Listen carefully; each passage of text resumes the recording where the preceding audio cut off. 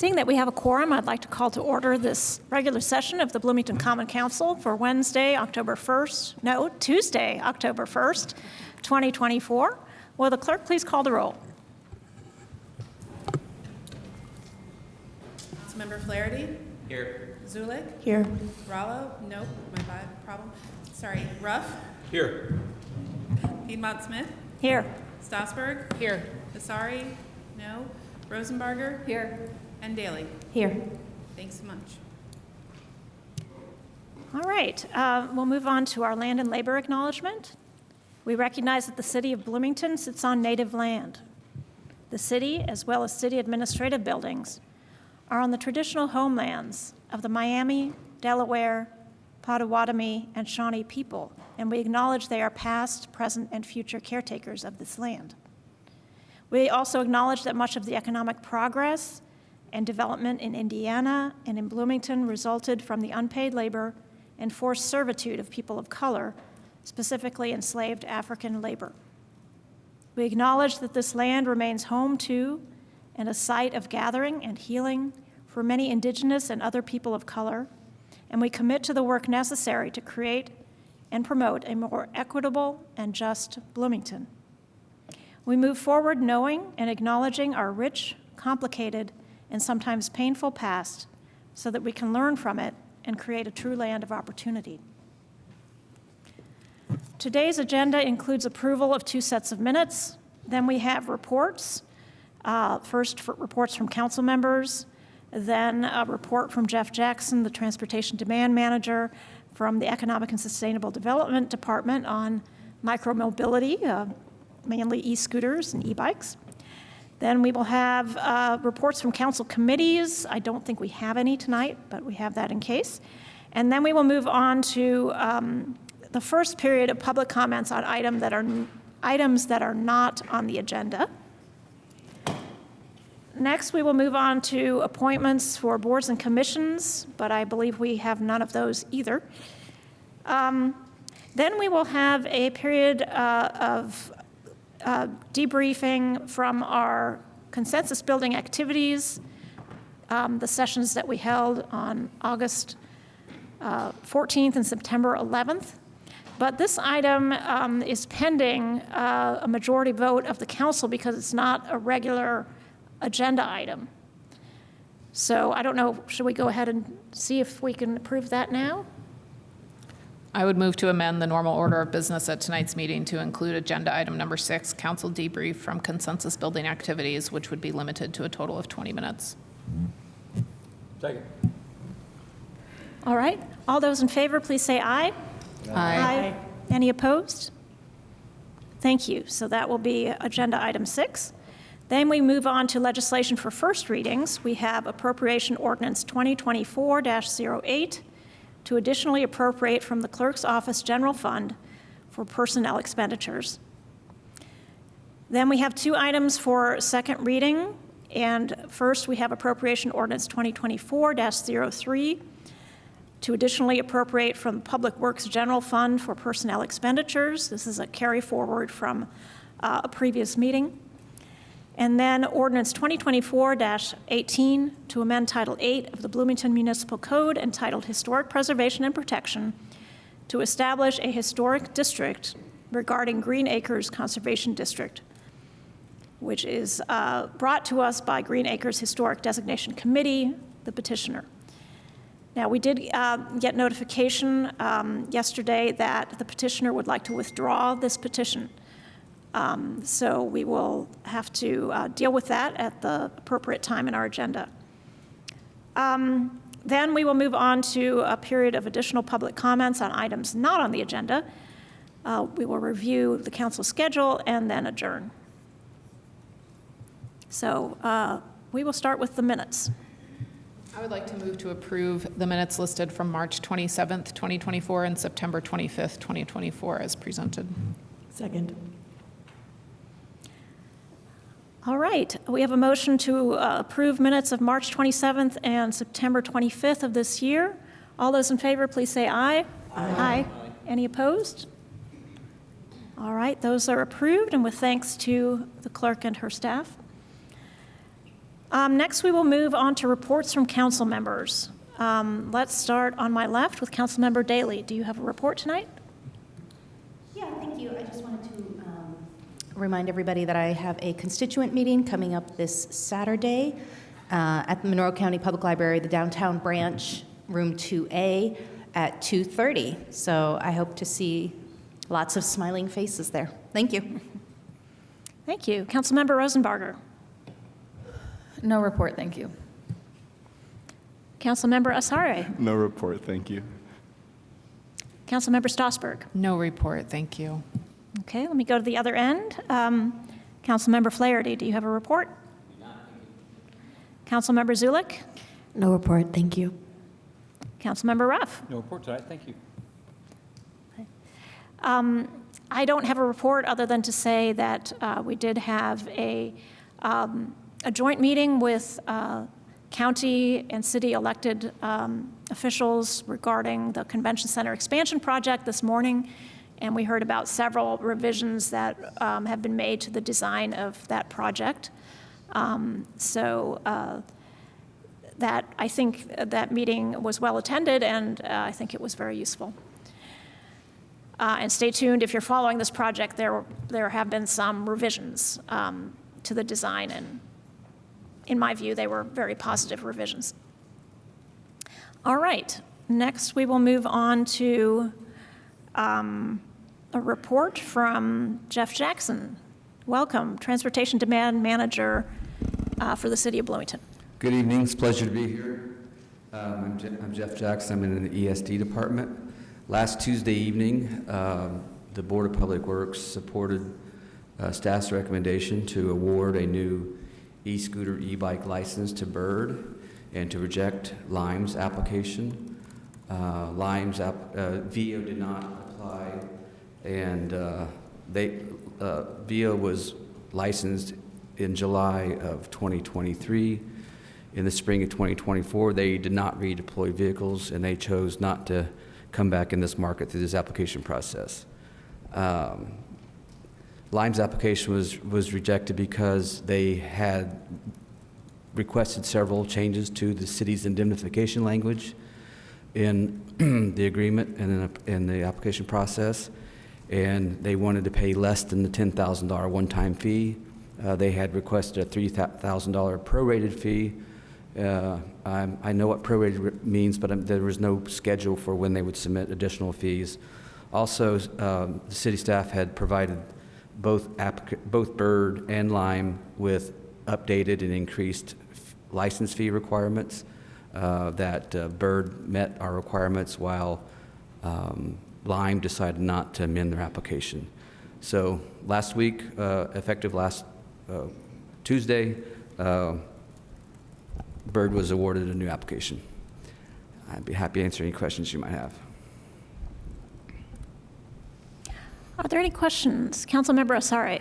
Thank you so much. Sure. In terms then of demand on these micro-transit and micro-mobility, let's call them devices, but vehicles, does that leaves us with one supplier in town, is that correct? Yes, I think all three operators had a goal of ultimately one day being the single provider. Okay. Given the finite amount of business available Okay. for those type of operators. So Bird is excited about the new year, and we have a meeting scheduled Thursday with how we're going to ramp up their operations plan to Okay. fill that gap. Okay, thank you. Other questions for Mr. Jackson? Councilmember Daley. Sorry, so just to confirm that I understood what you said, when you talk about ramping up operations, then that likely means Bird would be increasing the number of their scooters within Bloomington? Adding Yes. more to the? Yes. Okay, just wanted to make sure I understood. Thank you. Councilmember Stossberg. So is Bird going to have scooters and bicycles? Yes, e-bikes and e-scooters. Last year, there was a 25% ratio requirement for e-bikes. The city increased that ratio to 35%, and Bird has agreed to do that. We also, I'm sorry, go ahead. Are there other first-round questions? I will ask one then. I've had many complaints from constituents about e-scooters blocking sidewalks. Can you talk about what the city administration is doing to try to prevent that problem? Well, I think it'd be more efficient to manage one operator with those complaints. I've been assigned to take the lead on this role about 2 months ago, mid-July. Since that time, I've been receiving all the U reports that are generated related to e-scooters and e-bikes. I contact same day the operator and ask them to respond within 2 hours, and that's the way I plan on attacking it in the future. I have talked to some constituents, and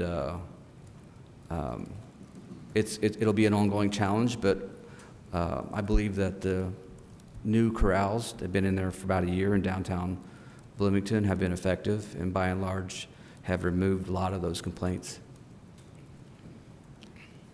If I may just follow up, most of the complaints that I've received are not in the downtown area, they're in the neighborhoods around downtown. Right.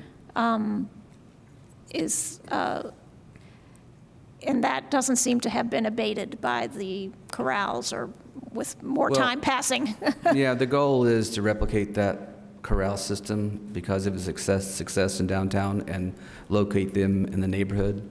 I've talked with the folks in Public Works, and we're standing by to do that. I've asked Byrd to be ready to answer questions about their recommendations of where these corrals should go based on data they've generated, as well as identifying low-income areas and making sure that those units are priced appropriately in those areas. Okay, thank you. Councilmember Asari. Again, thank you. Sure. In terms of outside of corrals, are we using any other techniques to nudge, to change the places that people are parking, et cetera? Like, are we using geofencing, and how are we enforcing that? Well, we are associated with the corrals, not as much outside of the area, of the downtown area. But again, 2 months into this process, I'm telling you here today, we'll have a plan for replicating the success that we've had with the corrals in downtown and elsewhere in the community. Could I have to follow up? And so, I don't know if it's a super relevant follow-up, but it is an important question. Are we tracking the amount of injuries that are associated with use of any of these operators' vehicles in Bloomington? I don't know that we have a specific report that identifies that information, but based on the past where I've been indirectly involved, I'm confident we'll have a handle on all the injuries and hopefully continue to encourage our operators to provide the appropriate safety training and appliances necessary to reduce the overall potential for injury. Okay, all right. Councilmember Strasburg. When you have to process one of these U reports, say when a scooter gets left somewhere inappropriate and you have to make those phone calls, et cetera, is the company getting fined at that point? Because don't we have some kind of a fine structure in place that's supposed to? Well, yes, Public Works has been enforcing the ordinance when it comes to violating the terms of the ordinance. When I get the U report, I immediately contact our operator, and if it appears that it's an enforcement issue, I contact Public Works Parking Division, and there's been occasions where they've sent out people and they were cited, and other cases where they weren't. Do you know how many fines and fees have been collected? Or can you find out that information? I heard, I don't know. I can follow up with you and give you that exact information. Yeah. I'm curious about that just because we do hear a lot of complaints about it, and Right. we do have fines in place. Right. And I think that it would be good to enforce the the regulations that we have. Thank you. Are there other questions for Mr. Jackson? Councilmember, sorry. One last set of questions. So thinking obviously about demand, and we've talked about helping walkways and then also about well-being of users. I'm really interested in how well our partnership is working with any of these providers, but particularly with Bird now as the lone provider in terms of providing data around around their use. Like, are they sharing data around use for us to better understand how our residents are trying to get around, where they have demand, and so on and so forth? And are there plans to better leverage that relationship to better understand mobility in our city? Yeah, I can't speak too much to what's happened in the past, but moving forward, I'm going to make sure that they meet the requirements of the ordinance in their license application. Again, Bird's been very responsive. I think Lime had come to the conclusion that they needed to phase out of here unless they were the sole operator, which is why they weren't as responsive with their application. The day after the Board of Public Works made a determination, Lime sent me an email and agreeing with it and saying they would be ramping down. Just from a management standpoint, I think it's easier to manage one company and make sure they provide a level of service that we require. Often new reports would come in and it just would say there's an e-scooter, and calling 3 companies to find out whose e-scooter it is or who made the report, and it just became a little inefficient. But it's my responsibility, so I'm going to stay on top of it. Does Bird have a local team in place? Do they have local employees? Yes, part of their requirements was that they provided the address, the local address, and that's another issue with Lime. They've been operating out of Indianapolis, so that's I think that's part of the reason why they haven't been as responsive. And to quote Leanne Foley, they're not as committed to the business model because of what they felt like was less of an opportunity to make a profit. And speaking of that, what has Bird committed paying to the city?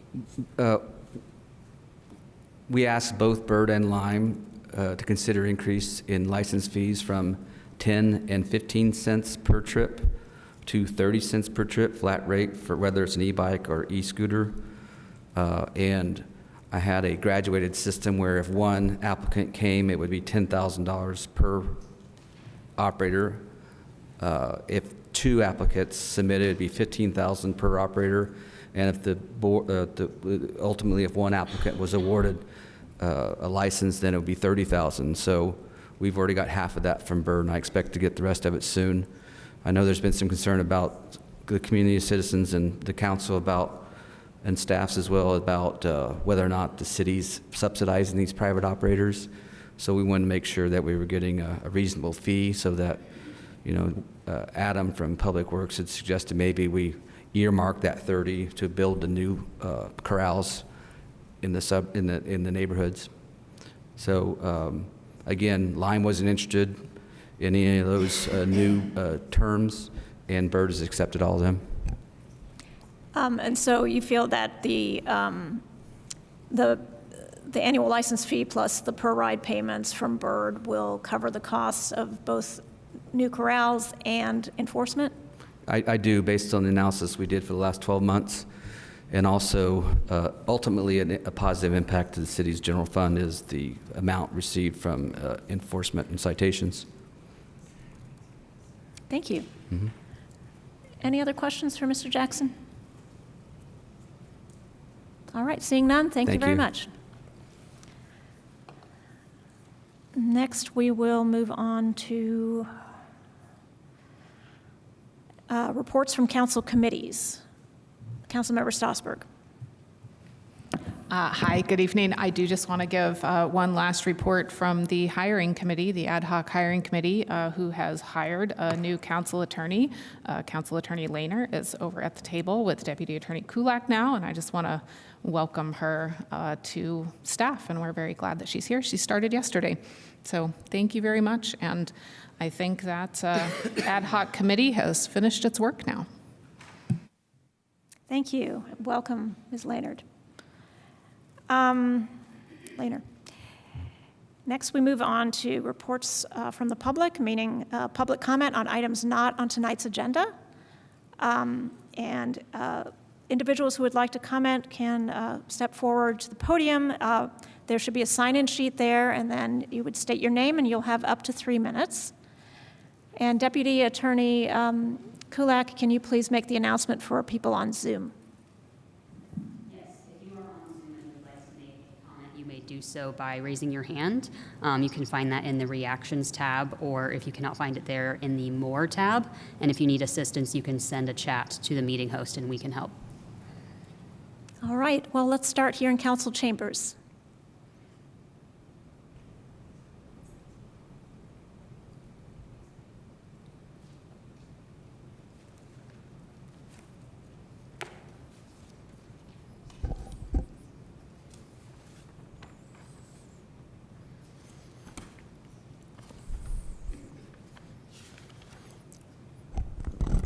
Good evening.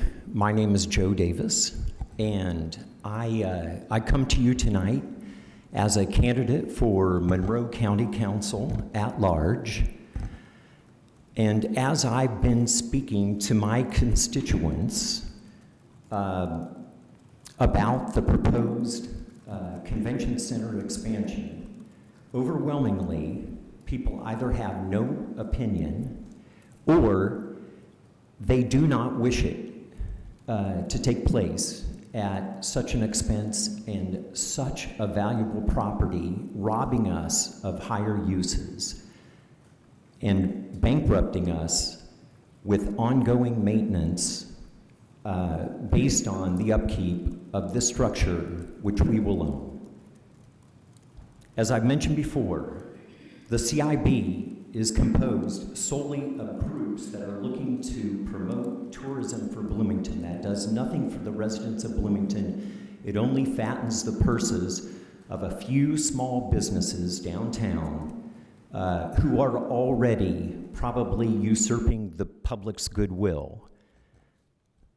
As was mentioned, there was a presentation this morning at the convention center for the elected officials from both the city council and the county council, the commissioners, and this presentation was put forth by Schmidt and Associates, who did the conceptual design work, not with the public, but just with these cheerleaders for creating unnecessary commerce that does not do anything for the general public. It only brings us pain. It only brings us outside of town yahoos who are coming in to host basketball tournaments, volleyball tournaments, and pickleball tournaments. This is being proposed as a solution to the IU campus not having any students in the summertime. Well, guess what? IU has tons of sports facilities. They would love to host basketball tournaments, volleyball tournaments, pickleball tournaments, and you know what? They'll be picking up all the trash. It won't be the citizens of Bloomington who will be paying for it. And even the mayor said today that the proposal will not provide parking because there is no on-site parking. The 4th Street parking garage is going to serve that purpose. And this is absolutely ridiculous. The best use for this is the Charlotte T. Zitlow beacon of social equity and justice campus where the courts and the jail will all be located. Thank you very much.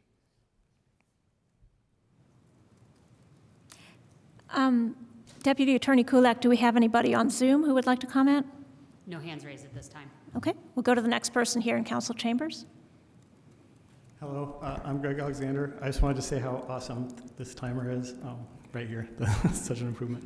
I want to take a moment to reflect on the meeting today between the CIB and the City Council. I appreciate that Councilmember Piedmont Smith asked about a connection to the B line. The answer was roughly that it's an afterthought. They're thinking about putting that connection 500 feet south of the actual convention center building.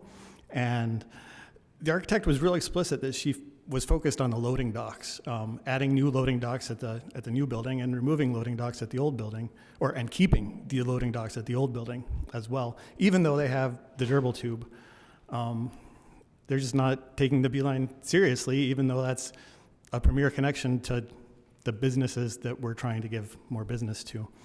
I also appreciate that Mayor Thompson was such a clear communicator on the garage question.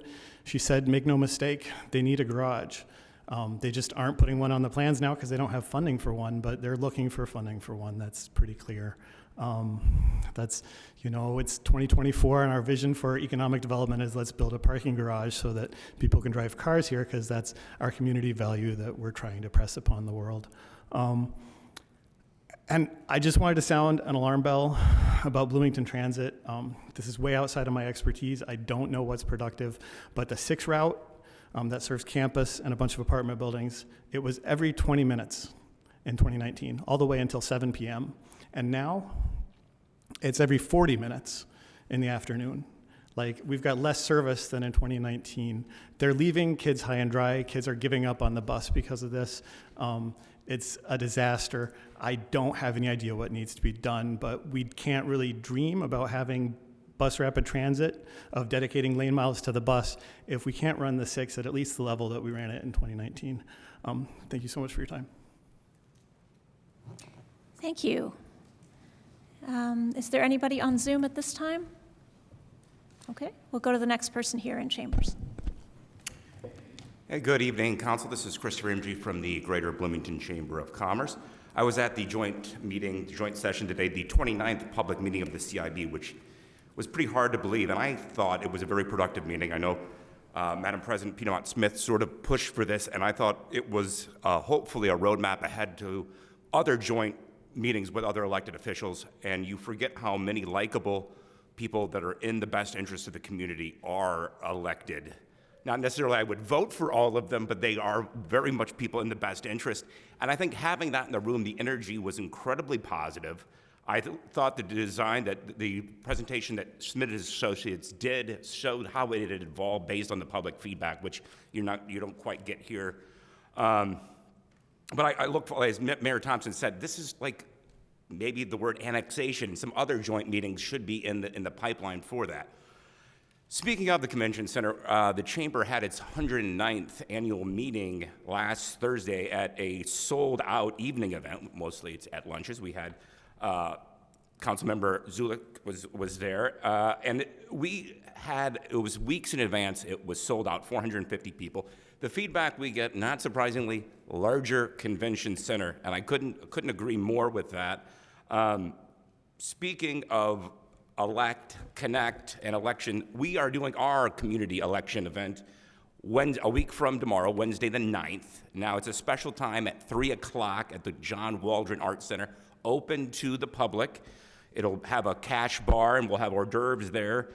It'll feature District 62 State House race, which is going to be the most competitive in this state, and District 3 of the county commissioners. So we're just going to do it in those two, but I would hope that we have some of the fine council members here joining us and being recognized, by the way, which we always like to do at our chamber events.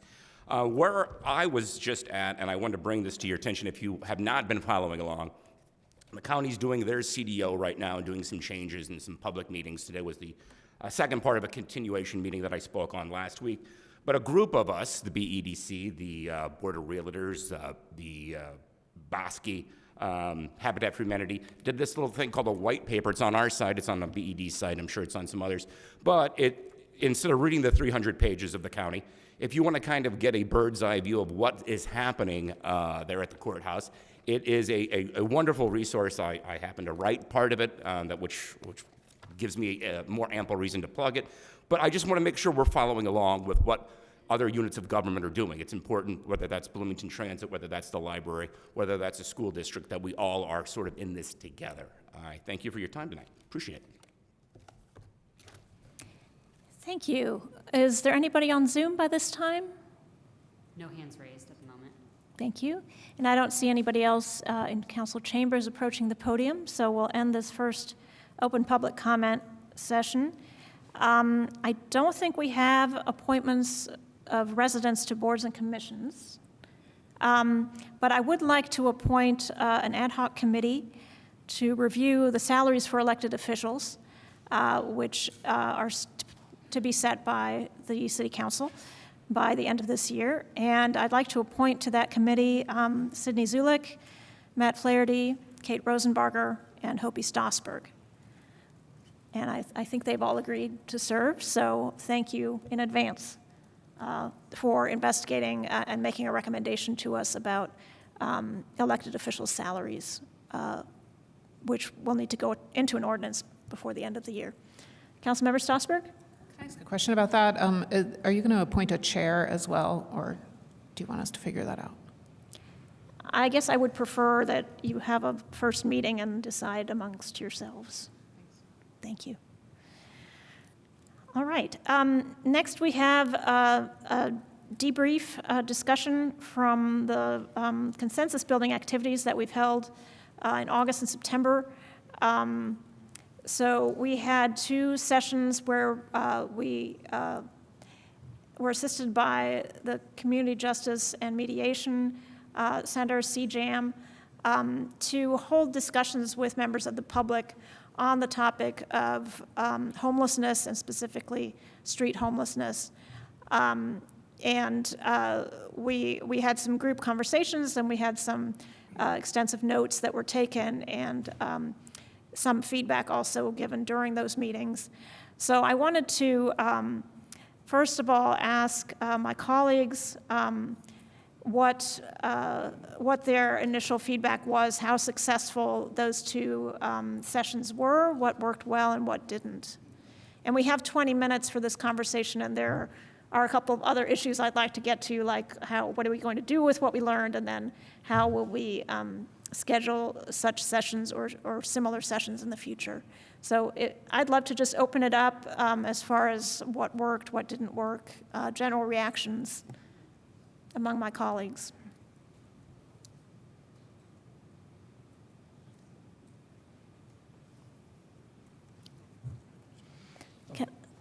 Councilmember Zulik?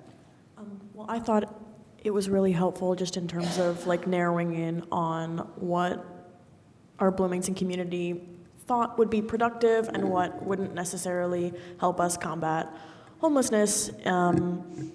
What my group kind of narrowed in on was that legalizing or incorporating single room occupancy into our UDO, or is it Unified Development Ordinance? Thank you.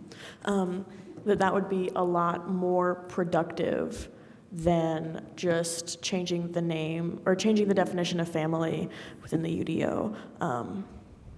So I felt like it was helpful in just figuring out what to focus on. Thank you. Others? Councilmember Stossberg? I thought generally community engagement was really high, which is good, and they were well organized. What I wrote down in my response that I prepared was that I'm not sure how productive they are in terms of actually moving legislation forward. So I think Councilmember Zulik's kind of right, in terms of hearing maybe some things that our community is maybe more interested in, but they certainly don't quite seem the place that we can actually write legislation and get those ideas down on paper in a forum that can go through the rest of our processes. So maybe useful in some ways and not in others. Councilmember Daley? I just want to focus or point out that I really appreciated the community involvement, how many people did show up and were eager to work with us. And I loved sitting in a group of our constituents and our community members and getting to hear directly from them. And I was really heartened by that, but then it also made me realize that there is then more pressure on us to actually act and do something. They are looking at us more closely, and it made me more motivated to make sure that we do have follow-through. So I really do want to make sure that, we commit to following through. So what that looks like is obviously, we did have some follow-up talks about that, and it's going to have to continue. And I think, unfortunately, not enough of the community was aware that we were doing this. And I don't know how to make more people aware that they are invited and that we want their involvement, and that their involvement is actually beneficial and that they're not wasting time. But I would love to find a way to get more people involved who feel that maybe they haven't been involved. Other feedback?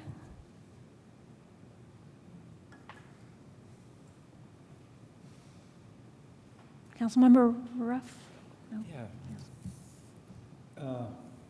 I've served on the council before this term for a long time, and it was really refreshing, I felt, to have that sort of a break from the more formalized structure of a typical council meeting. It felt like a big, better organized than regular constituent meeting, giant constituent meeting almost, with some structure and some focus, though, and a topic to discuss specifically. Instead of seeing, reading survey responses or reading something written, it was really meaningful to me, I think, because in a survey, you don't really know the context, you're assuming certain things about the understanding and the framing of the questions, all these things, but to see people responding and deliberating and talking, putting real context around the questions, rather than guessing like with the survey responses, was really valuable to me as a representative wanting to hear from people. I would say I have a feeling that, and as Council Member Daley said, there's no way to make people participate. You can't make people come out. But I do feel like it was where it fell short, or one area where they fell short was, I didn't feel like there was really the robust diversity of viewpoints of the groups that I know are out there in the community that have some thoughts and concerns and direct experiences with this that were as present as I feel like they should have been. I mean, just for example, I've heard over my time so much from businesses that are impacted by this issue, small businesses, downtown businesses. And Christopher was there, of course, and provided some valuable input, but I just felt like there were some neighborhoods, some business representatives that just, whether they just didn't feel like they had the time, or whether it was going to be productive, or whether they felt they would be welcomed, or what. I mean, there's no way to know, but I just feel like in future efforts, and I think there should be future efforts, future consensus building activities, really exploring some way to do more outreach and really encourage people to engage. I mean, knowing that we can't make people respond. And then the other thing is within the breakout groups, which I thought were really valuable. I don't know how you do this. I have no idea how one would do this, but to distribute. I don't even know what you call them. I don't want to call them interest groups because everybody has the same ultimate goal, right? And someone said at the start of the meeting, I think it was Christopher also from the chamber, said everybody, even though whether he voted for somebody or not was running, his heart's in the place of doing what's right for the community and helping the community. And of course, everybody who was there has that in heart and mind.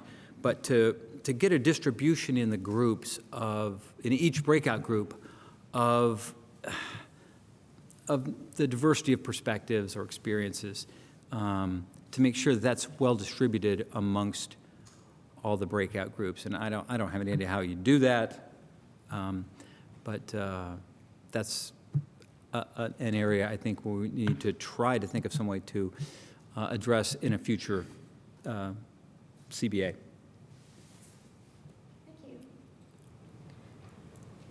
Councilmember Osaria, do you have any feedback? Sure. I call you out specifically because I believe this idea originated with you. I think, first and foremost, that, we selected a very tough topic to start off with, and I think that was great. I think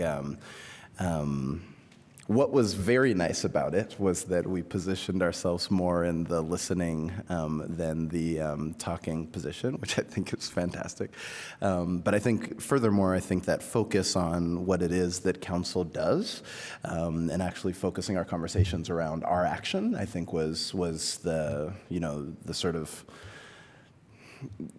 greatest thing that came out of the conversation, right, is that we focused in on here are the levers that we can pull, and we want to have a participatory, democracy around this. I think that's great. I think as originally conceived, we were thinking more about consensus amongst ourselves, and it turned into think something much broader, which was sort of helping to build consensus in the community, which I think is a much more complex and longer term thing. But I really look forward to trying it with other topics. I think part of the challenge that we faced in this to both Councilmember Stossberg and Councilmember Ruff and Councilmember Daley's point is that the community that we were inviting in had, in the recent time, around the time we were doing the CBA, had been doing a lot of activity, and so we might have contributed to an overtaxation of this group, and But I also have a bit of like an action bias, so my concern with all of it is that, with the listening and the talking that we did, I don't know if we're any more close to taking the actions that have been proposed than we were sort of pre-CBA. So I think that's maybe something to consider as we continue moving forward, which is how do we build an action to these type of procedures. So. Well, that's a good segue. So how can we follow through with the 2 sessions we had on homelessness to take action that would, address or follow through with a lot of what we heard? So the first meeting, we heard all kinds of feedback about homelessness and all kinds of ideas. Then we tried to narrow the scope to UDO issues. And, I agree with Councilmember Daley. We need to follow through, else people won't come next time.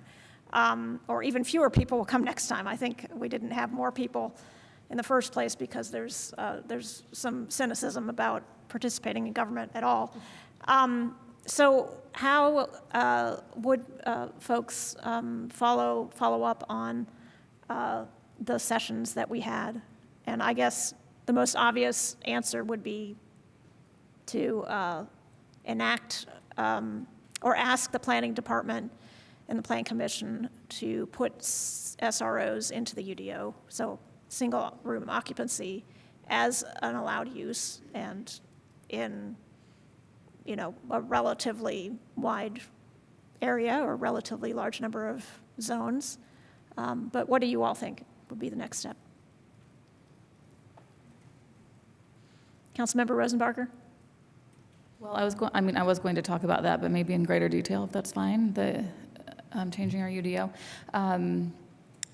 But I guess also in general, right, I think it is hard. Like there are some of us, right, that are working on making changes to the UDO. Specifically, one bullet point there is SROs and walkable areas in all areas. I think there are some people. It's just that there are 9 of us up here and people are doing different levels of action, right? From 0 to a lot, I would say. So, I just met with planning staff about SROs, and I think it is just maybe it is just self-selecting of who does the work and who doesn't, but I am happy to be working with the people who are doing the work on council to change our UDO so that we really take action steps from our CBA that we did, and just in general, to make it easier for people to live here, whether you have a home right now or not. And so like in greater detail, right, I just had a meeting, like I said, with planning staff where we started looking at the idea of adding SROs into the UDO, or trying to do that, where it's like, what are the setbacks? How many units are allowed? How big of a footprint might be allowed for this type of building? And like, where would they be allowed and where would they not be, right? And so I guess I think it is just probably the easiest is to work with the people up here who want to do the work, and just keep moving forward. Is that an okay answer for now? I guess in a way, I wonder if you're asking, like, how can we hold ourselves accountable to that, maybe, or to the work, to getting it done? And sometimes I think we just have to say it out loud that, I don't know, like some of us want to bring this UDO, these proposed UDO changes by the end of the year, right? So, I mean, I think that's publicly saying, like, we had that meeting, and I think some situations are just, like, incredibly dire, and so I don't know, in a way, I want to just say thank you to the people up here who are working on it. Any other ideas for moving forward on this particular topic? Councilmember Ruff? I don't have an idea at this point, but I did want to say, I know that our council president, Piedmont Smith, worked really hard and took the lion's share of work to pull those first two CBA meetings off, and I want to recognize that and emphasize that we need to share more of that burden in the future with whoever's in leadership. Thank you. Councilmember Stossberg?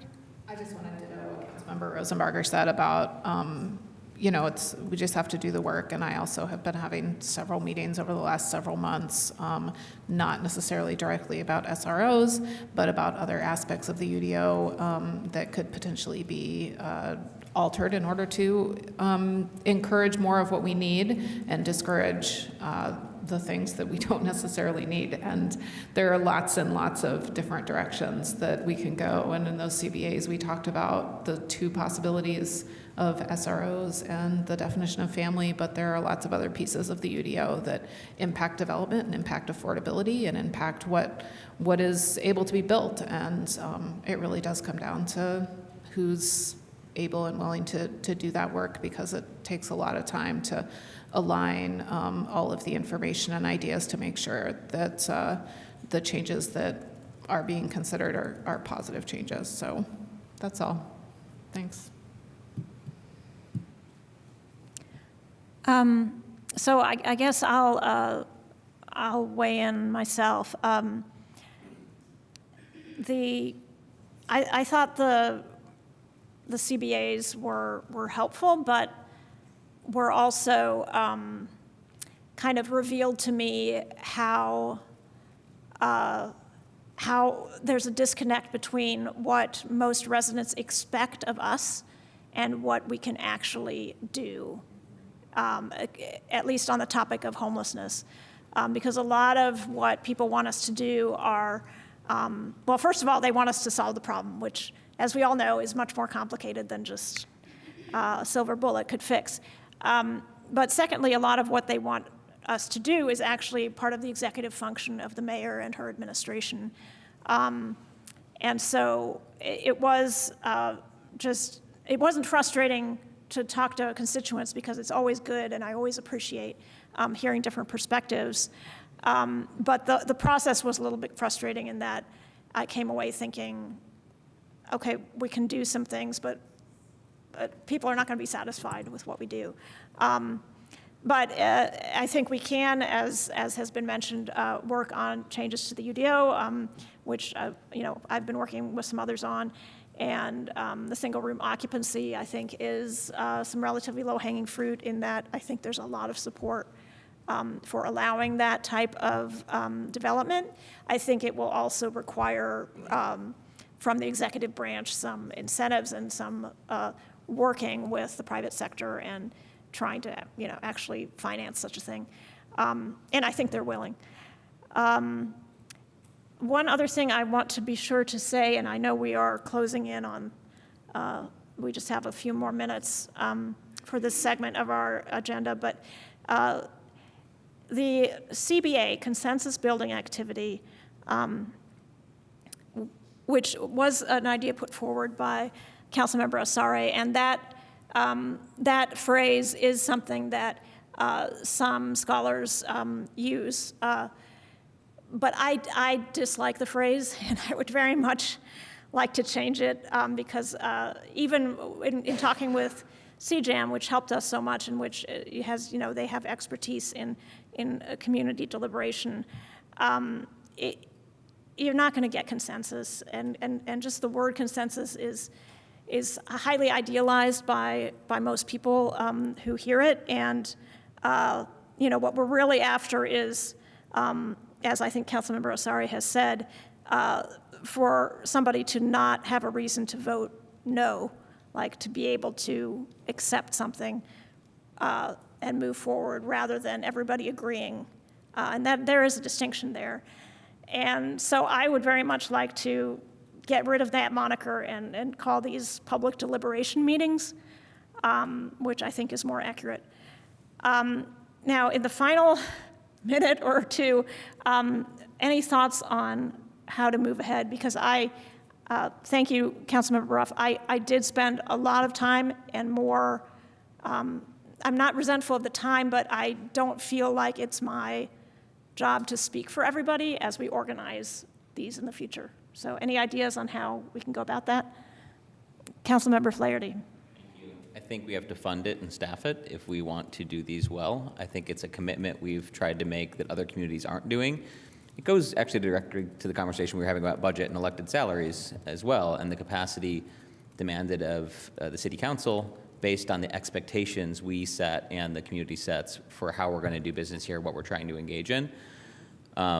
It's not sustainable at all to try to have council members fully organizing and setting these things up. Also, it's not within our wheelhouse or expertise necessarily. We need professional support, whether that's hired or contracted, even though we've already had some. I think we would have to continue with that. So that's really vital. I think also, as we think about scheduling for next year, we could leave open spaces for these, but not necessarily literally schedule them all, and that way they can be brought in, not automatically, but as needed, responsive to legislative or policy proposals or other emergent issues of importance in the community.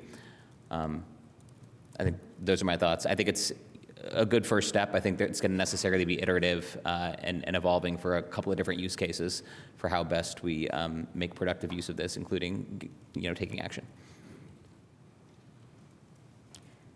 We are at our time, but is there any other suggestion? Councilmember Strasburg? Just as a question, we have one more of those scheduled right now in November, right? We do. Okay. And I would say even if we fund and staff these kind of activities, we need somebody from council, maybe a committee, to come up with topics and to guide the work of any staff we might engage. So let's think about that. We are now at the 20 minutes, so I suppose we should move on. Thank you all for your feedback. Now we will move to, what will we move to? First readings. Legislation for first readings. I'd like to move appropriation ordinance 2024-08 be introduced and read by the clerk by title and synopsis only. It's been moved and seconded. All in favor, please say aye. Aye. Any opposed? Clerk Bolden, would you please read? Appropriation Ordinance 2024-08 to additionally appropriate from the Clerk's Office General Fund for personnel expenditures. The synopsis is as follows.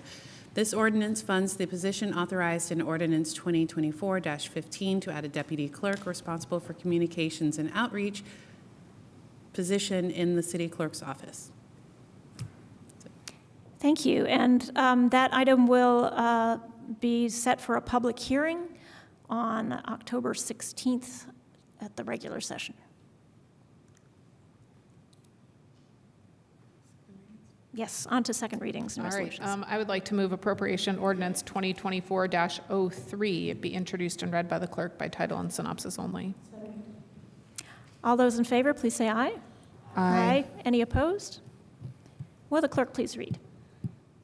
Appropriation Ordinance 2024-03 to additionally appropriate from the Public Works General Fund for personnel expenditures. The synopsis is as follows. This appropriation ordinance funds the position authorized in Ordinance 2024-10 to add a Facilities Asset and Operations Controller. I move appropriation ordinance 2024-03 be adopted. Second. All right, and it is a third reading of this ordinance tonight because the council had some questions at our last reading on September 18th, specifically for Adam Wason, Director of Public Works, who was unable to be here. So is Mr. Wason on Zoom this evening, or who's going to present this? I just saw him walk by, so Oh. I think, Is he in the building? yes. Anybody want to go out in the hall and try to find him?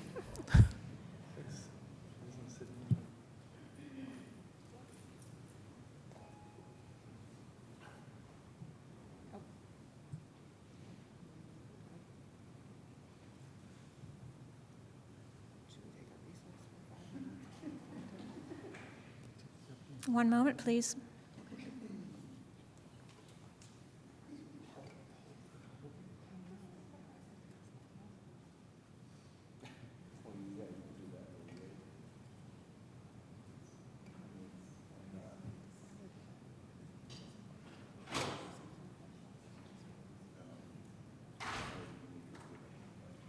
Here he comes. Sorry, I was talking with the cleaning crews, and I thought Nicole's council or clerk Bolden's was up first. So, my apologies. Adam Wason, Public Works Director. Thank you for having me this evening. The request this evening is for the additional appropriation for a position in the Facilities Department.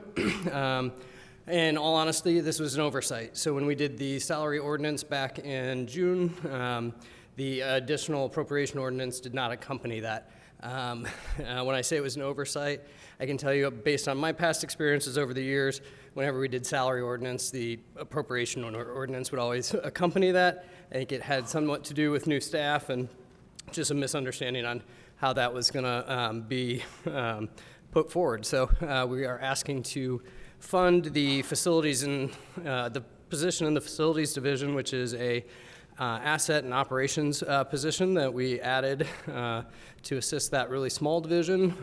And the total impact in this appropriation ordinance is $72,000. I got some questions. I talked with a couple of the different council members about what that $72,000 represents. That represents the amount of salary from that June date forward, as well as replenishing our temporary part-time line that we had been paying that position out of. The temporary part-time line that we would like to replenish, we do have some plans for those funds yet this fall, which includes some of our asset management efforts, as well as some temporary part-time assistance with our downtown cleanup efforts. So with that, I hope that we can get your approval this evening, and I'm here to answer any questions. And I will add, actually, I apologize that I wasn't at your first meeting for this. I was on scoreboard duty at one of the high school soccer games that evening, and we thought it was going to be pretty easy. So, but yeah, happy to be here for questions tonight. Thank you. Are there any questions for Mr. Wason?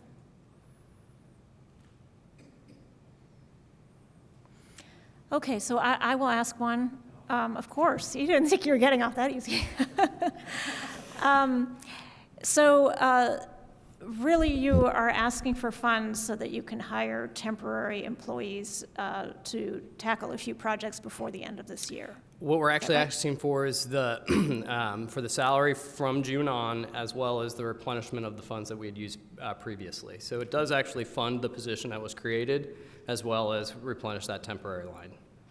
So after this is approved to the end of the year, the temporary position will be paid from a non-temporary line? No, it'll go into Category 1, and we can move those within the Category 1. So, yeah, but yes, it will. But it will fund both the temporary positions that we still plan to use yet this year. We've foregone hiring those positions up until this point, not knowing how this was going to play out. So we do plan to still hire a couple temporary part-time positions to help with the downtown specialist and the Brighton B-Town crews as far as some downtown issues that we know we'll have this fall yet, and then also a temporary part-time position just for a couple months to help with our building inspection services. So it does both. It funds the full-time position and replenishes that temporary line. Okay, so if we're looking at this from an outcomes-based budgeting approach, we are, our outcome that we're seeking is to do these projects with temporary employees Yes, to do the planned and projects. shore up funding for this new position. There we go. Yes, perfect. Okay, all right. Any other questions for Mr. Wason? All right, thank you. We will go to public comment. Is there any member of the public who would like to comment on Appropriation Ordinance 2024-03? Yes, please. And before you start, I'd like to let everyone know that this public comment period is a continuation of the public hearing that was held on the September 18th regular session. The public hearing was continued to today's date, and the public comment portion constitutes the public hearing. Thank you, Deputy Attorney Kulak. Yes, go ahead. Hello, yes. My name is Joe Davis, and I am concerned as a city resident and taxpayer that this might be a backdoor way to hire more personnel, sort of going through the regular channels. The public needs to know where these monies are coming, and just cobbling together budgets to hire folks and then later asking for forgiveness seems a bit irresponsible. So these are my concerns, and I thank you very much for listening to them. Thank you. Thank you. Is there anybody else in council chambers who would like to comment on this item? Deputy Attorney Kulak, is there anybody on Zoom? At this time, there are no hands raised. Okay. I think we can come back to council then for final comment on this item. Councilmember Stossberg. Mr. Wason stepped out, but I'll publicly thank him for talking to me about this yesterday, because I had some concerns about what exactly that was being spent on and some considerations, and I just appreciate his time yesterday walking me through that a little bit, and I'm prepared to allocate this additional expenditure tonight. Thank you. Any other council members want to comment? I will just say in response to the public comment that we did receive that this position was approved in a public process in May, and that at that time we did also consider the fiscal impact of approving that position. So it was all done in a public appropriate forum. If there are no other comments, I think we can move approval of this, and we can ask Clerk Bolden to please call the roll. Councilmember Flaherty? Yes. Zulik? Yes. Ruff? Yes. Piedmont Smith? Yes. Stossberg? Yes. Asari? Yes. Rosenberger? Yes. Daley? Yes. Thank you. All right, that appropriation ordinance is approved. I would like to move ordinance 2024-18 be introduced and read by the clerk by title and synopsis only. Second. All in favor, please say aye. Aye. Aye. Any opposed? Will the clerk please read?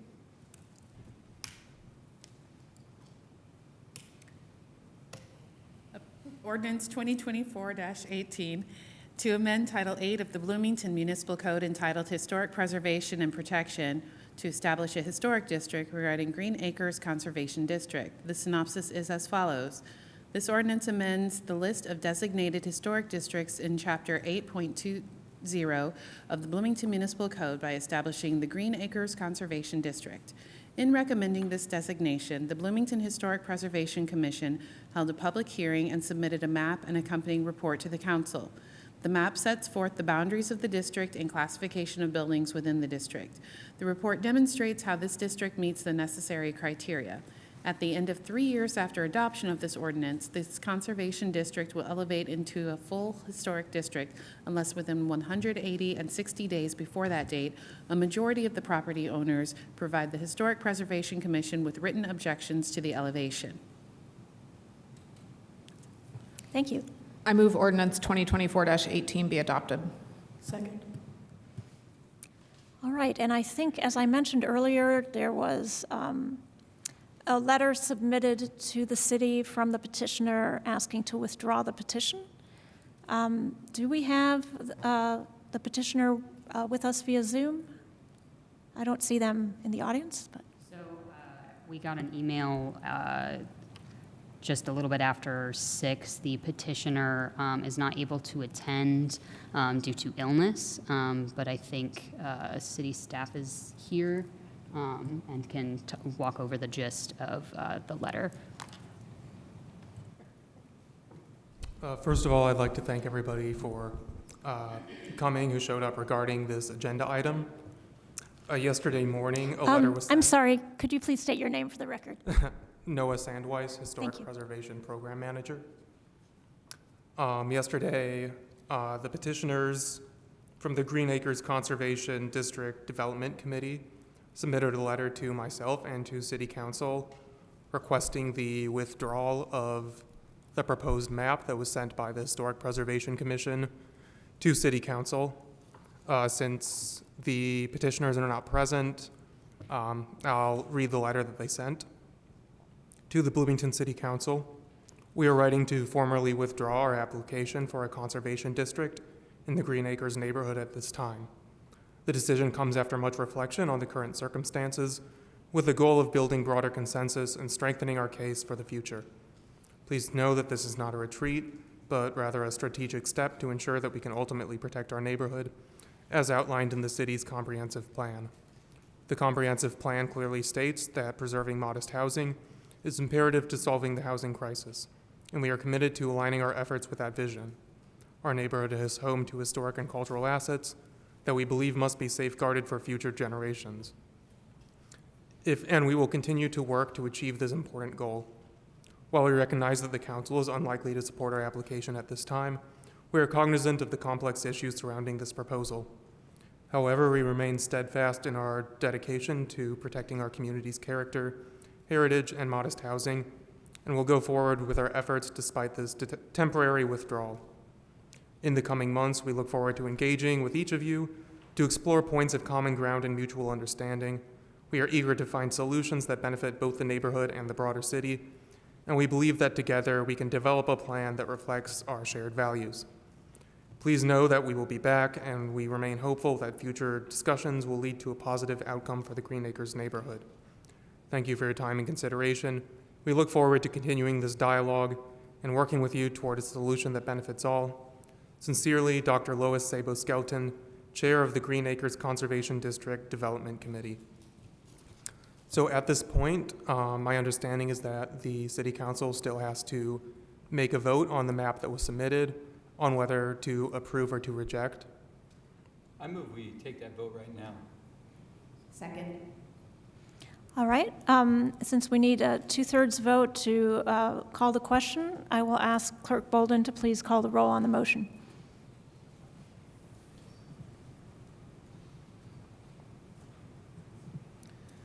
Councilmember Zulik? Yes.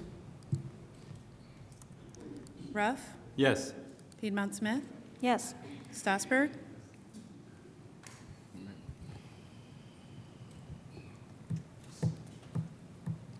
I can't comment, which is too bad, so I guess I just have to say yes. I'm sorry, I didn't actually hear what you said. I'm sorry. Yes. I'm sorry. Yes. Rosenbarger? Yes. Daley? Yes. Oh, and Flaherty. Yes. Sorry about that.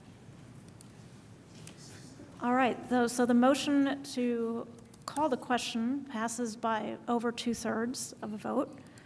I believe that before we actually vote on the ordinance, we could have council comment? No? No, because you moved, the motion for the previous question passed by 2/3 majority, so that the next thing that happens is a vote. Okay. If you so wish to make any comments after that, you probably can. Okay, thank you very much for that clarification. So we call on Clerk Bolden once again to call the roll, and this is on the actual ordinance. Councilmember Ruff, No. Piedmont Smith, No. Strasburg, No. Asari, No. Rosenbarger, No. Daley, No. Flaherty, No. and Zulik. No. So the ordinance fails by a vote of 0 to 8. And now, yes, Councilmember Strasburg, did you want to comment? I do want to comment, just because I know that there are people in the audience who came to speak on this matter, and usually during periods of public comment, our general periods of public comment, we don't allow people to speak on items that are on the agenda, but I just want to propose that we allow people who are here this evening that wanted to speak on this be allowed to speak in our additional item of public comment, number 9, if they still wish to speak about it tonight. Second. Whatever that motion was. Point of order, was that a motion to suspend the rules to allow for?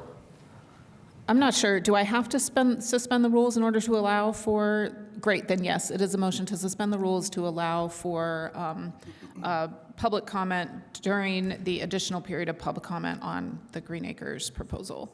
Second. Did that make sense, Clerk Bolden? That was not convincing.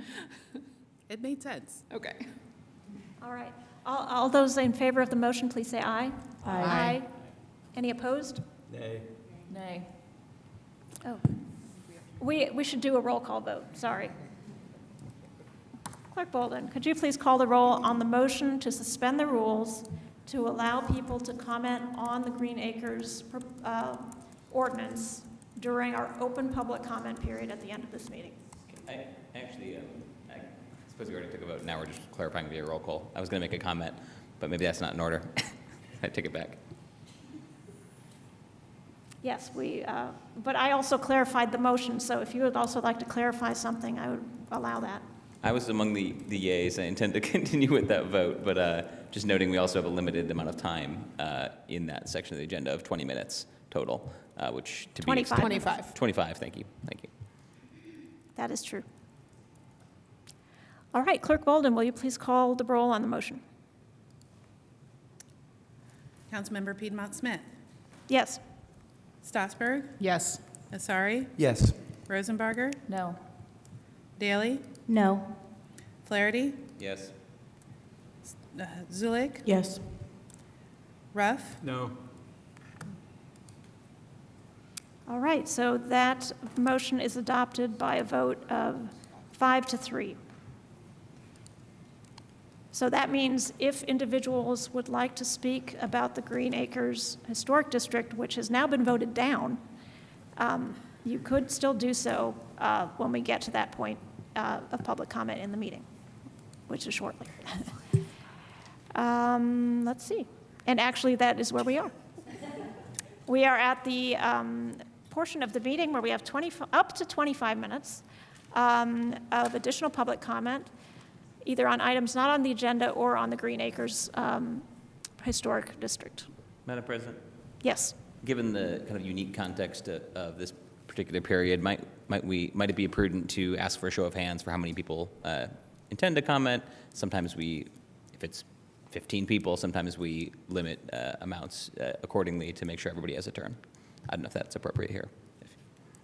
A suggestion. Sure. How many people would like to comment during this period? I apologize. So I'm looking here at a motion to suspend the rules, and it usually requires a 2/3 vote, not Oh, majority. I'm so sorry. I'm I looking, didn't there think of are that. there are some exceptions, but I'm trying to look through the exceptions, but it usually requires a 2/3 vote. Okay, and 2/3 would have been 6, and we had 5 in favor. So I'm sorry, we may not be able to permit comments on something that was on the agenda. Well, let's just give our legal team another couple of minutes to determine that.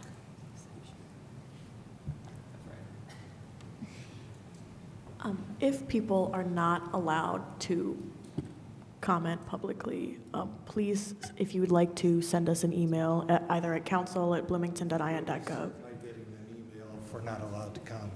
Okay.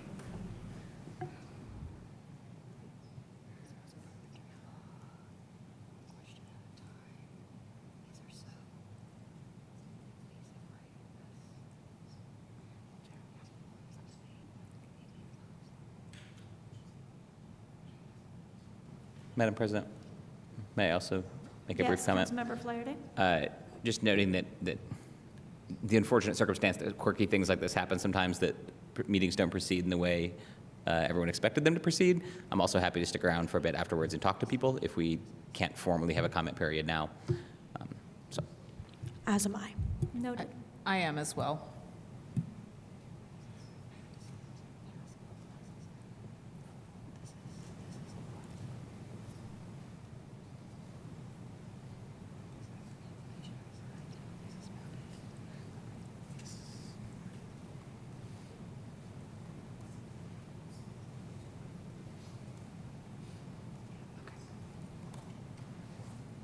Okay, so it looks like it still would require a 2/3 vote.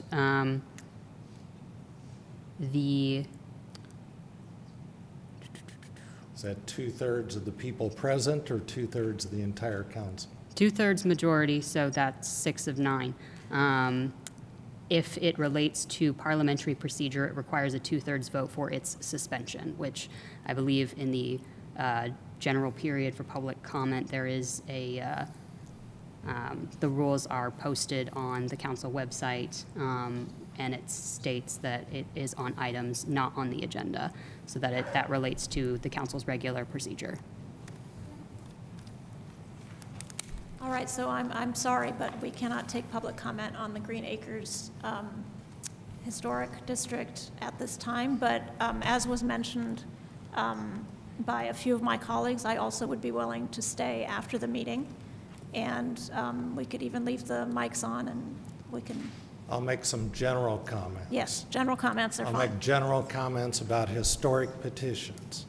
Yes. Before a neighborhood is required to protest. Oh, can you please state your name? I'm sorry, my name is Jim Bohr from Clendenning Johnson Bohr. Before a neighborhood is drawn into a historic designation, it is my suggestion that the petitioner be held to the same standard that the neighbors are required to adhere to if they are to decertify the historic designation after 3 years. That is that 50 property owners and 60% of the neighbors or the owners are required to decertify the designation. It's my suggestion that when the petitioner comes in, that they be held to the same standard by your person that is taking the petition, so that the petitioner can't be a single person, can't be 1 or 2 people in a neighborhood, but instead that they have that same level of support within the neighborhood, so that we know that property owners in the neighborhood are not drawn into this process and then have to defend their property rights before they know that in 3 years they're going to have to gather up the same amount of support to get rid of a designation, and so that they would have to, they'd have only a minute section of the property owners bring them into a process. Seems to me only fair that if that's the requirement to decertify, it ought to be the same threshold to certify. General comments and general comments that should apply to anyone. Thank you very much. Thank you. Is there anybody else who would like to make general comments on historic preservation or comments on anything else that was not on the agenda? Thank you, council members. Quick question. My comments would be if an order. What is your name, please? Terry Amsler. How do you do? Good to see you. My question is it in order to make a comment about the consensus building activities? It was not an action item, but I didn't know if that's still outside of what I should be commenting on at this time in the meeting. That was on the agenda, So if that, then I'm out of luck. Okay, you'll get an email. Yes, please send us an email. Thank you. Madam President? Yes, Councilmember Flaherty. It's true, but it's also the subject of future pending meetings and other, like, general. I don't know. My opinion would be that the chair has discretion on that particular topic because it was not an action item, and maybe we don't want to go down that road. I'm just saying. It also was added, and we didn't actually give a period of public comment during it. That's true. It was on the agenda pending approval. I would allow a comment on the so-called CBAs to talk about other similar type meetings in the future. Mr. Amsler, if you would like to make that comment, I would allow it. Yes. Yes. Thank you very much. I'm sorry about the confusion. I'm still Terry Amsler. How do you do? Good to see you. Very briefly, I wanted to say thank you for the efforts you're making on the consensus building or to be named later item. It's another interesting question, though, that Councilmember Piedmont Smith raises, not without merit, by the way, about the naming the language. I think that the questions of costs and benefits are always interesting for any such thing, given that it's real effort, it's real time, it's a new thing, and you have a lot to be done. I think it's worth it. I won't go into all the reasons why. I think public trust and governance is one, and we could go on about that. I think one of the issues that was raised in comments by a number of you was the fact about participation in some way. More representative, more full, more inclusive participation in such events. Always a fair question. I think there is a question about how much such CBAs, or whoever named, how much they are information, how much they are deliberation, how much they are consensus building, which is a design issue and a time issue, and there's no either-or elements. It's a question for your design. I will say also the work you're going to be doing with CJAM, if that's what will be, yay, that's fine. I have no formal, not part of CJAM per se, but you need somebody like that, it's good. So working out those relationships with a convening entity, not convening, a facilitating entity like that to go forward is really important. And I'm jumping now for time. I think the issue is for what issues and how often, which you spoke to, is significant question. I'm not going to go into that one, except don't make it when we think about it, that's the rule. It's got to be institutionalized sufficiently to develop your own capacities as a body to make it work well. Lastly, there was something on the participation side. There's one other thing. Oh, almost done. I think this effort that you're making in this arena is part of something larger, big surprise, relating to public engagement, relating to the engagement call-outs that are already in the comprehensive plan, relating to the boards and commissions element, relating to resident academies and their purposes and all that stuff.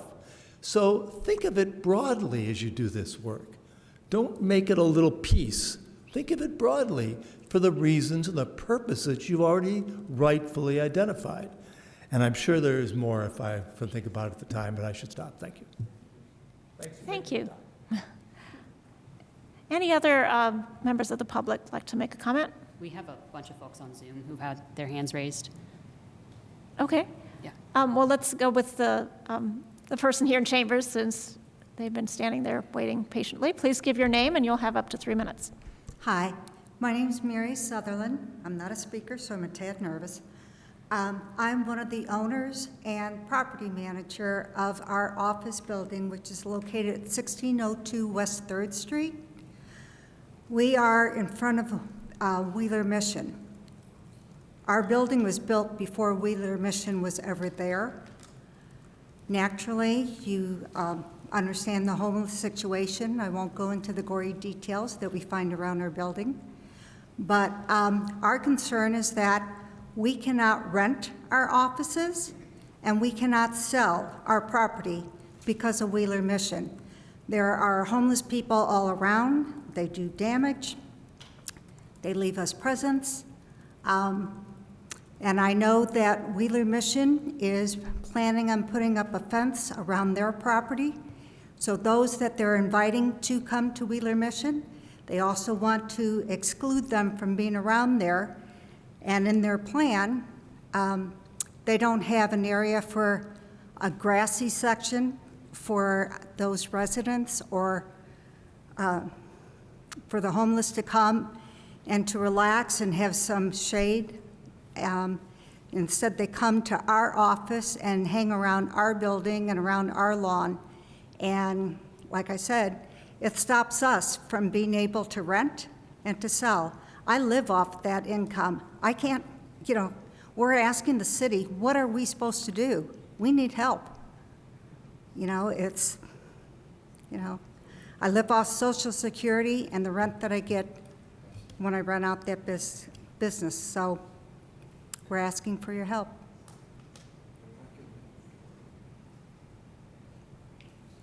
I don't know how this works. Do you have comments for me, or do I go sit down? I'm sorry. We've noted your concerns. At this point, it's not a back and forth conversation.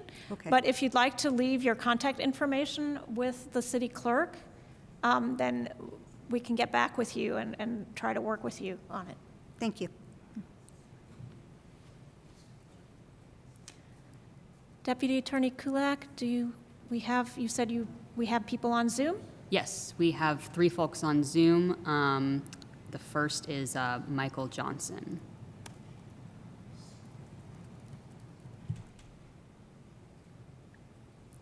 Okay. Good evening. Thanks for allowing me to have a conversation. I'm a property owner in the Green Acres neighborhood. I understand that there's not going to be comments allowed officially here, but I do remember hearing that some of the members were going to make themselves available after the meeting. I'm hopeful that there's some mechanism to allow that for those of us who are participating via Zoom remotely and are not there in person. We will try. And what was your name, sir? Michael Johnson. Michael Johnson. I'm a member and owner of Panther Realty. I'm a owner in the Green Acres neighborhood. Okay, we will consult with our staff and see if we can keep the Zoom open for after the meeting. Very good. Thank you. The next person on Zoom is Kaylin Marshall.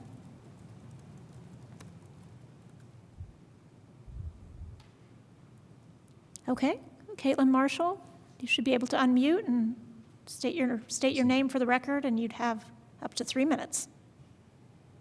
This is Kaylin Evans. Can you hear me? Yes. Perfect. My comments are also somewhat geared towards the Green Acres neighborhood district, and I will shy away from those comments on the district, as we're not allowed to comment on that, but preface this to say before this district came before the Historic Preservation Commission, there were 5 demolition permits that were submitted to the Historic Preservation Commission in late April or early May. Those demolition permits were continued for weeks and weeks and weeks and months, resulting in a continuance even to an extra 30 days, I think, by the hand director, all for the sake that the HPC could deny or just pass on these demolition delays when staff had recommended that they be released. And the HPC has a necessity to decide on these demolition permits that either Each property on its own merit is worthy of being recommended to the City Council for designation or released. And these 5 permits were week after week, hearing after hearing, pushed and pushed and pushed. The HPC then eventually got someone in the neighborhood to recommend a historic district for Green Acres. The HPC called a special hearing at breakneck speed. Mr. Evans, I'm sorry, but now you're really getting into the ordinance that was already voted down, that was on the agenda. So we're not allowing comment on that at this time. From there and just ask that the City Council zoom in to the conduct of the HPC, because what is going on is anti-development, it's anti-construction, they're blockading and standing in the way of people to be able to enjoy their property rights. And this is a perfect example of what has happened with this neighborhood designation. So please check into what is going on with the HPC. Why are there 13 members on the Historic Preservation Committee, more than that's on the City Council, more that's on the BZA, more that's on the Plan Commission? Enough is enough. Please step in and see what is going on with the Historical Preservation Commission in this city. Thank you. Thank you. Do we have an additional comment on Zoom? We have a comment that was sent to the meeting host from Sam Dove that I can read into the record. Okay, please go ahead. Save the date. The Hopewell Neighborhood Project update is happening on Wednesday, October 23rd from 5:30 to 7 p.m. at the John Waldron Arts Center. Get the scoop on the bold new neighborhood transforming the former IU Health Hospital site into a vibrant, community-focused space. From parks and public art to new housing, join the City of Bloomington as we share the latest updates and big plans for Hopewell's future. That is the comment.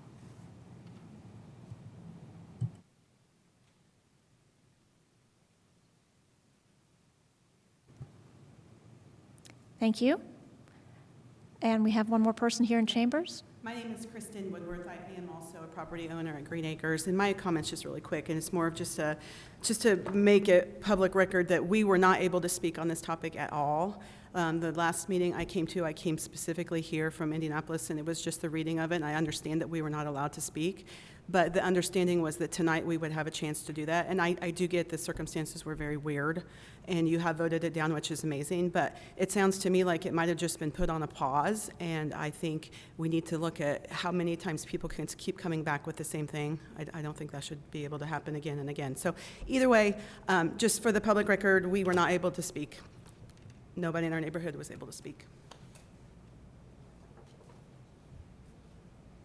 Duly noted. Another person here in council chambers? Yeah, Tim Ballard. I'll make the same comment. I really appreciate those who are willing to stick around. I think this is a vital topic of discussion, and people need to be heard from the public. So those of you, and I really hope Zoom can stay on as well, because I'm on several commissions within the city. I know how this kind of works. I know how important the public input is on things like this. This is a very, very broad stroke of what's happening. I agree completely with what's being said. People taking their time out to be able to come here to publicly address a very, very important issue. And the part about the historical preservation, I agree completely with that as well. This very much feels like a non-transparent thing that's happening. I think it's getting pushed along, and it is anti-development. It's very much so, and it's also against affordable housing too. And what is the UDO? What are we here for? What is the UDO? One of their primary objectives is affordability. Constricting it with 450 houses is not the way to go. So I look forward to those of you willing to stay after. I think that's very important, and I really appreciate Councilmember Stossberg for even bringing the vote, even though it was denied. Thank you.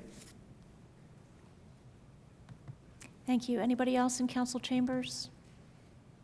And how are we doing on the 25 minutes for this period? Councilmember Stossberg?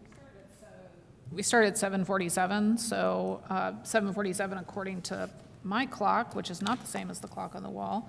So You started 21 minutes ago. yeah, we're good for another comment. Okay. Please state your name for the record and then go ahead. Hello, my name is Sarah Alexander, and honestly, my comments were more general in nature anyway. So, regardless to the merits of historic preservation, one way or the other, I would like to draw your attention to the fact that the process by which we designate neighborhoods as worthy of distinction is wholly undemocratic. In this town, decisions about zoning and civic planning are supposed to be made by this duly elected representative body. If I don't like the choices you make, then I can make my irritation known now and vote for a different set of officials later. But in the case of historic preservation, anybody can submit a petition to the HPC whether their neighbors are interested in it or not. If you here on the council were to grant this petition, then begins a preliminary conservation phase consisting of the lighter regulations that some people are sold on as the final product. But at the end of the 3-year span, the lighter restrictions of the conservation district are cranked up to the more onerous restrictions of the preservation district, unless 51% of the property owners object in writing. That may not sound too terrible, but in my neighborhood of Maple Heights, at the end of the 3-year period, 53 people voted against elevation of the district. But that wasn't enough to defeat the 7 yes votes which carried the day. To add insult to this injury, that's fewer than the 9 people who started the petition in the first place. And what have my neighbors gained from this undemocratic process? Safer streets? Economic development? Environmental gains? No. They get to supplicate themselves before a committee of busybodies who frequently can't tell the difference between aesthetics and the building code. I would like to echo this earlier gentleman who suggested you investigate the doings-on of the HPC. I would like to second that. My neighbors, get to waste money and time trying to satisfy some tiny minority of self-interested landowners whose biggest fear seems to be that somebody dare make a change to a building. In short, before you vote on this or any historic preservation district, please stop to ask yourself who you want to be in charge of the city's development. Should it be the majority of people who live in a neighborhood? Should it be the officers that were duly elected by the people? Or should it be in the hands of a small group of busybodies who have thrust their neighbors into a backdoor HOA? Thank you for your time. Thank you. Is there anybody else? Actually, I think we're pushing up upon our time limit. Anybody else want to give a quick comment? No? Okay. Next, we will move on to matters of council schedule. And in this category, I would like to remind everybody that on October 9th, our next meeting, it'll be a special session to vote on the 3 ordinances that comprise the budget of the Civil City, of the utilities, and of Bloomington Transportation Corporation. And then our next regular session for other legislation will be on October 16th. Any other scheduling items, Deputy Attorney Kulak? Or colleagues? Can I say? Yes, Councilmember Rosenbarger. Thanks. 2 things, I guess. Number 1 is I wish we had heard this tonight and gotten to appropriately vote no on it. That would have been my preference. It's so hard that we didn't get to have any debate at all, you know? I mean, we didn't get to hear from the public. We also didn't get to hear from council. So that's really difficult. A second, I do think I'm just saying, I don't think you can keep Zoom open because I don't think you all can stay up here and kind of conduct a casual meeting after the meeting is over. I think if you want to go out and talk to folks, you can, but I don't think you can hybrid keep the council meeting open since it was voted to not, you know? That's it.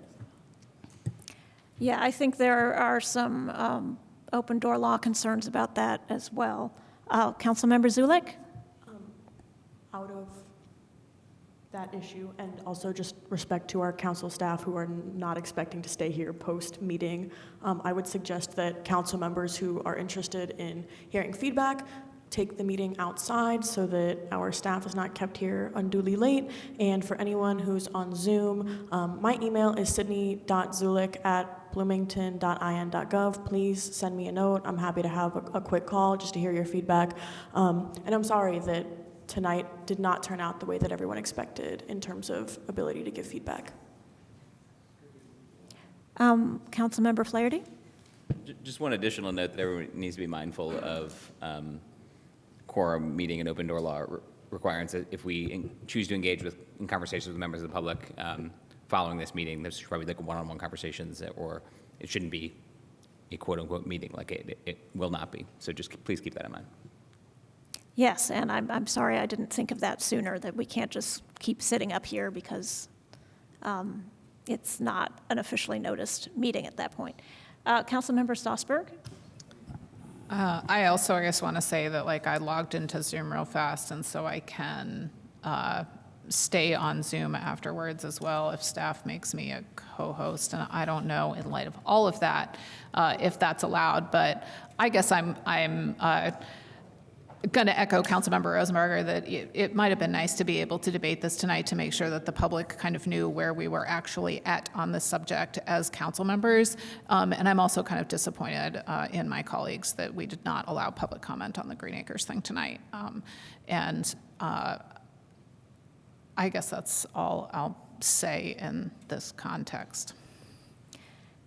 And I would like to note we are deviating from the agenda right now because we did not have a discussion of the foregoing process on the agenda, but I will allow it, I guess, under privilege of the chair. Is that a thing?